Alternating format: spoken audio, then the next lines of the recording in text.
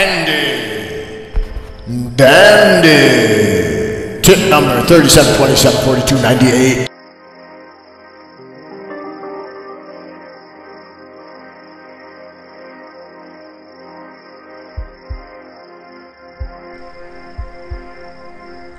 Good day, folks, and welcome to Handy Dandy tip number 37274298. Today we're going to be talking about a couple of different search engines out there. Most of you are familiar with Google. We use Google on a regular basis. It is undoubtedly the world's best search engine. However, I'd like to introduce you to a few other ones.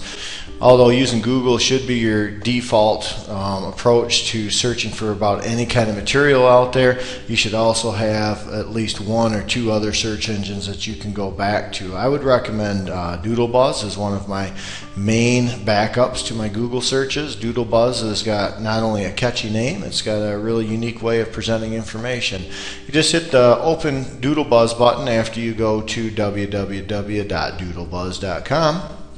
and get this little screen here, and evidently the person who created Doodlebuzz was an Obama fan, because this comes up every time, and so I'll just use Obama as my search, and I'll hit go. As you can see, it's saying searching, and now it says doodle to see results. So I'm just going to click, and I'm going to drag my mouse in a little pattern here, and there we go. So that portion of it's just kind of novel. You know, it's like, oh, okay, that's neat. The kids will like it. I'll use my arrow keys to move around.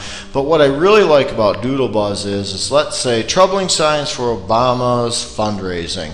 And let's say that that was the area that I wanted more info on. I click and I grab another doodle, and this further refines my search results down to other areas involved with that particular topic.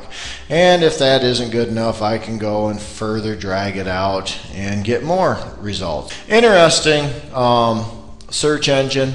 When you're done with it, you just hit close. There you go. Open it up again. Highlight Obama. Get rid of that. You know, one of my favorite things. Pizza. Hit go. Searching.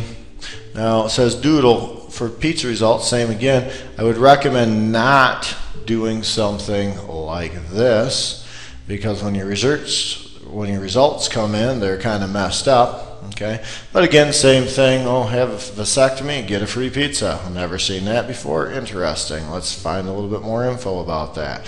And there you go, a little more refined bit of information here. So that's Doodlebuzz, which I think is a very interesting site.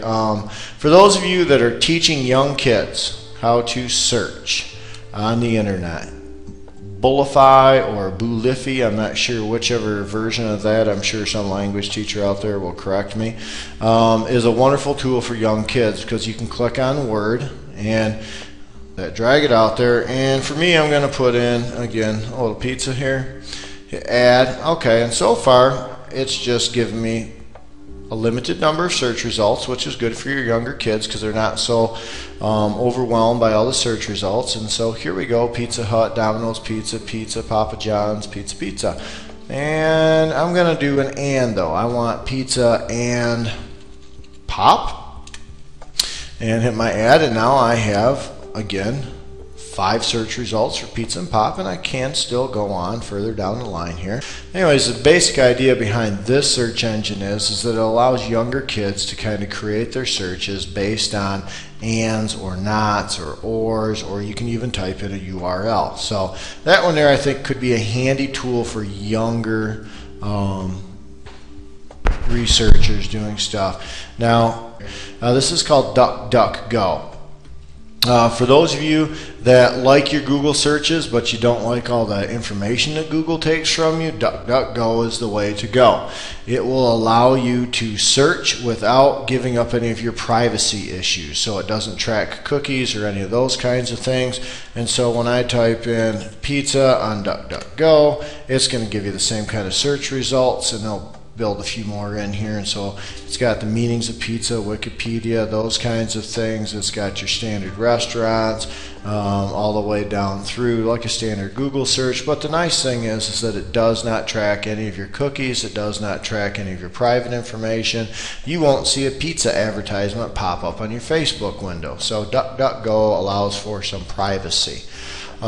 This next one, IKEA, is a search engine that is a semantic search engine. So the idea behind it is whatever word you type in, that is all that it will look for, nothing else, and that'll be the first and primary thing it pops up on it.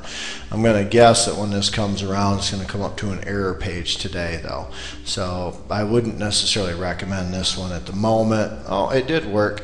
And so we've got, you know, pizza and Pizza Hut and Domino's Pizza, and so again, you know, pizza's highlighted and everything like this. And so it's just basically based around this idea of a semantic search. But you can do this in Google just by putting something inside of parentheses too, and you'll get the same results. The ones on here that I definitely recommend: Doodlebuzz. That's just a great way to refine your searches, helps kids out when it comes to phrasing and refining those searches so that they can get beyond everybody typing in an article. They'll generally go articles on whatever topic you're covering, and then everybody winds up with the same stuff. This allows for a broader range of articles on a particular topic. Bullify or Bullify here allows younger users to figure out how to use search engines in a kind of a little more playful way. Still a good search engine, still does a good job. DuckDuckGo, which gives you that privacy, and then the Akia, which is your semantic search engine. So for what it's worth, here you go, a few search engines. Again, like any other new technology, I wouldn't recommend trying to use all of them. Just use your Google and pick one of these other ones on here that seems to be right for you. Again, I would recommend Doodlebuzz as your second search engine when you're really looking for stuff. So there you go. Thanks. Hope you enjoyed the show.